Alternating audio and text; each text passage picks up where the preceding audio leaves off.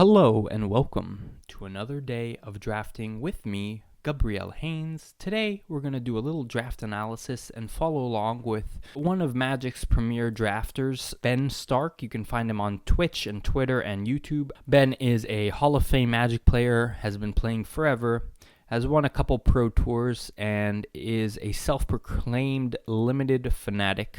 We're going to jump right in here, pack one, pick one. This is an interesting pick between a Castle Vantress and a Bacon to a Pie. Castle Vantress is an extremely powerful card. Being able to scry every turn just allows you to find all your spells and win the game pretty easily.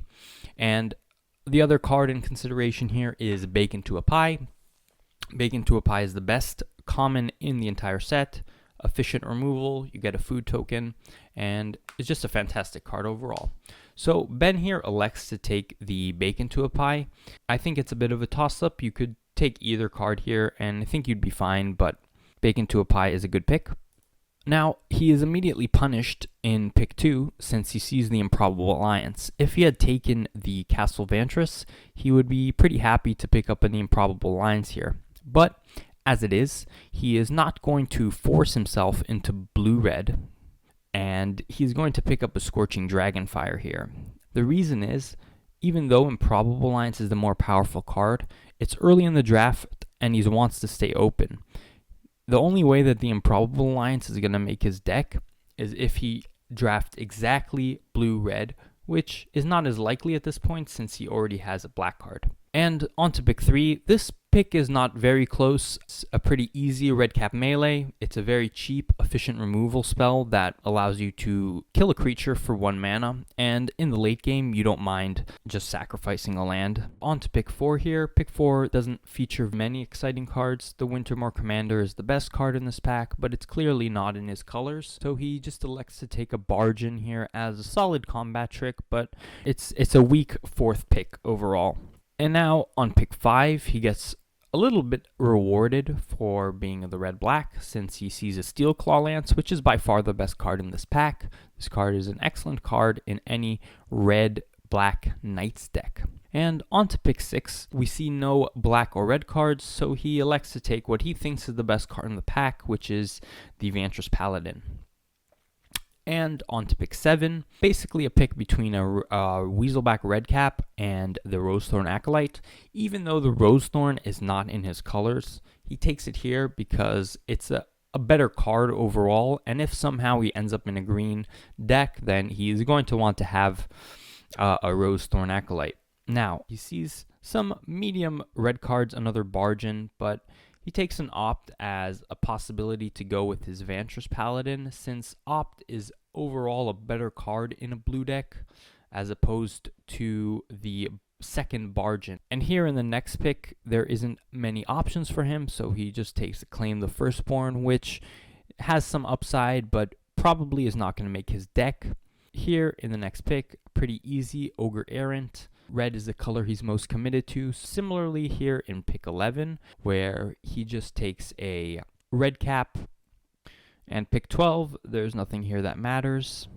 Similarly in pick 13 and 14. And now he's faced with an interesting decision in pack 2, pick 1. He's offered the choice of Gadwick or a medium black or red playable. This pick is very hard, since Gadwick is by far the most powerful card. And it's very tempting to take the Gadwick here as well, since he has a couple blue cards and he hasn't seen too much black.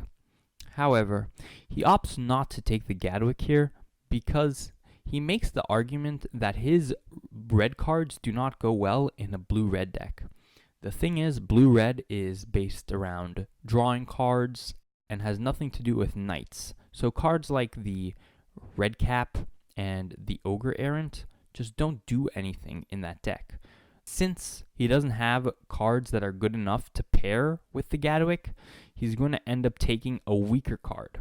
Ultimately, he decides to take Smitten Swordmaster as the aggressive Knights card. Now, pick 2, he has a solid pickup here with the Burning Yard Trainer. It's not fantastic, it's not broken or anything, but it is a very solid card in the Knights deck. And on to pick 3, where he sees some okay blue cards, but a pretty easy Searing Barrage. Searing Barrage is just great removal for him. And pick 4, a Foulmire Knight, which is a very good, fantastic card for this deck. He has some solid options here in pick 5. It's between a Searing Barrage and a Brimstone Trebuchet. He elects to take the Trebuchet since it fits well with the Knight theme, and he wants to keep his curve as low as possible. And that's a theme that we're going to touch on soon in the draft.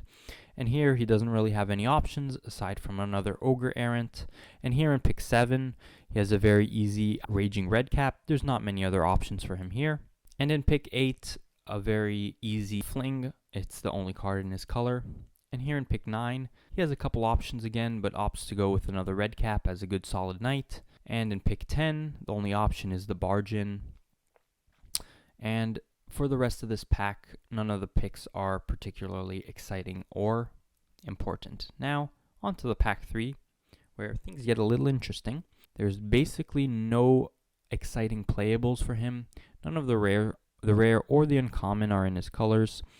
So he has an option basically between a Locthwain Paladin, a Merchant of the Veil, and a Weaselback Redcap, which are very disappointing first picks. Ultimately, he decides to go with the Weaselback, as it is a Knight, and it is a cheap aggressive card for this deck, which is what the Knight's deck is looking for. And pick 2, this is a very interesting pick. Most people would look right towards the Surkara as a powerful late game engine, and you look at your curve and you can see that he only has 2 cards at 5 mana, Searing Barrage and the Burning Yard Trainer. So the curve looks pretty low, and you'd be happy to take the Surkara here. However, Ben decides to take the less powerful but more efficient Scorching Dragonfire out of this pack. His argument is the Martin Yuza rule. Martin Yuza is another professional Magic player, and he coined the rule that if there are 2 cards that are equal or similarly equal in power level, then you should take the cheaper one.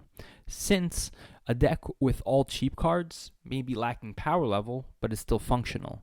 A deck with all 5 drops is not functional, since you need to play cards early in draft in order to have a chance to keep up with your opponent. So, for that reason, he elects to take the more disciplined pick of the Scorching Dragonfire. And of course, in pick 3, he is instantly rewarded for taking the Scorching Dragonfire, since he sees Sir Conrad. Sir Conrad is more powerful than Surkara because it's just a great finisher and allows you to ping out your opponent quickly. If he had another 5-drop already, he would still be taking the Conrad here, but he wouldn't be as ecstatic. And now the next pick, he gets gifted with an Oathsworn Knight, which is just a perfect fit. And here in pick 5, he gets rewarded again with 2 5-drops in his colors, Sir Conrad and Searing Barrage. He obviously elects to take the Sir Conrad as the more powerful finisher, but again, imagine he had taken that Surkara earlier. That would have been a big issue for him, since having too many 5s in a deck like this would be trouble. And on to pick 6, where he sees nothing too impactful for the deck. And here he has an option between a Smitten Swordmaster and the Joust.